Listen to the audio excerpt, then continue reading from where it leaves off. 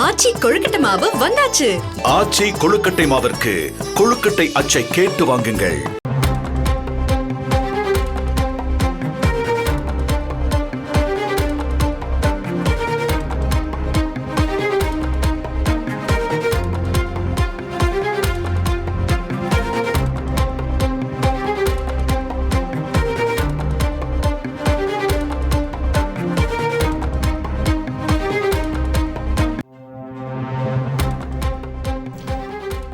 தமிழக வெற்றிக் கழகத்திற்கு விக்கிரவாண்டி காவல்துறை 21 கேள்விகள் அடங்கிய நோட்டீஸை வழங்கியிருக்கிறது. கூடுதல் விவரங்களை செய்தியாளர் கோபிநாத்திடம் கேட்கலாம். கோபிநாத், இந்த நோட்டீஸ் தொடர்பான முழு விவரங்களை பதிவு பண்ணுங்க.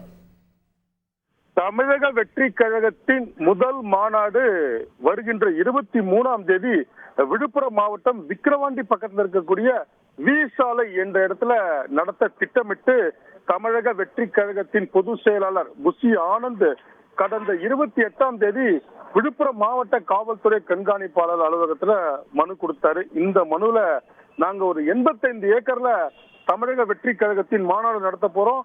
பார்க்கிங்க்கு தனியா இடம் ஒதுக்கி இருக்கோம். 3 இடங்கள்ல மோட்டார் சைக்கிள், கார் தனித்தனியா பார்க்கிங் இடம் ஒதுக்கி இருக்கோம். தங்களுக்கு அனுமதி வழங்கணும் அப்படின்ற ஒரு கோரிக்கை வச்சார். அதே போல மாவட்ட காவல்துறை கண்காணிப்பு அலுவலகத்திலும் இந்த மனுவை கொடுத்தாரு.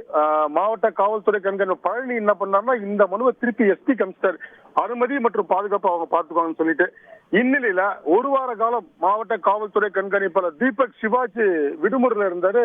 நேற்று இரவு திரும்பிட்டாரு. தற்பொழுது முக்கியமான விஷயமா பார்க்கப்படுவது விக்கிரவாண்டி காவல்துறை உதவி ஆய்வாளர் காத்தமுத்து திண்டிவனம் நகரத்தில் இருக்கக்கூடிய ஒரு பகுதியில புதுச்சேரியிலிருந்து விழுப்புரம் திண்டிவனம் வந்த தமிழக வெற்றி கழகத்தின் பொதுச் செயலாளர் புசி ஆனந்த் கிட்ட ஒரு விளக்கம் கேட்டு ஒரு நோட்டீஸை கொடுத்திருக்காருங்க. தற்போது இந்த நோட்டீஸ்ல மொத்தம் 21 கேள்விகள், மொத்தம் 3 பக்கங்கள் அடங்கிய விளக்கம் கேட்ட நோட்டீஸை தற்போது காவல்துறை உதவி ஆய்வாளர் விக்கிரவாண்டி காவல்துறை உதவி ஆய்வாளர் தற்போது கொடுத்திருக்காரு.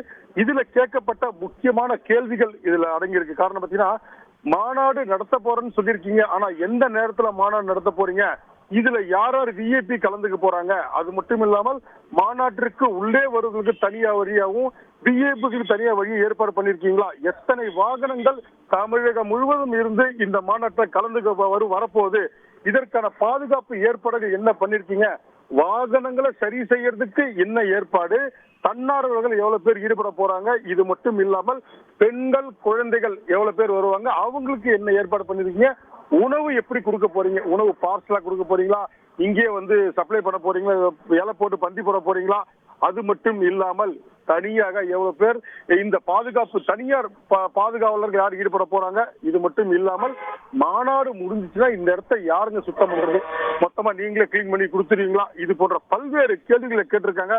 இந்த கேள்விகள் அடங்கிய அத்தனையும் தற்போது 3 பக்கங்கள் கொண்ட நோட்டீஸ விளக்கம் கேட்ட நோட்டீஸ தமிழக வெற்றி கழகத்தின் பொதுச் செயலாளர் புசி ஆனந்த் கிட்ட தற்போது காத்தமுத்து உதவி ஆய்வாளர் கொடுத்திருக்காரு. இதான் தற்போது தகவலை பார்த்துட்டு இருக்கோம்.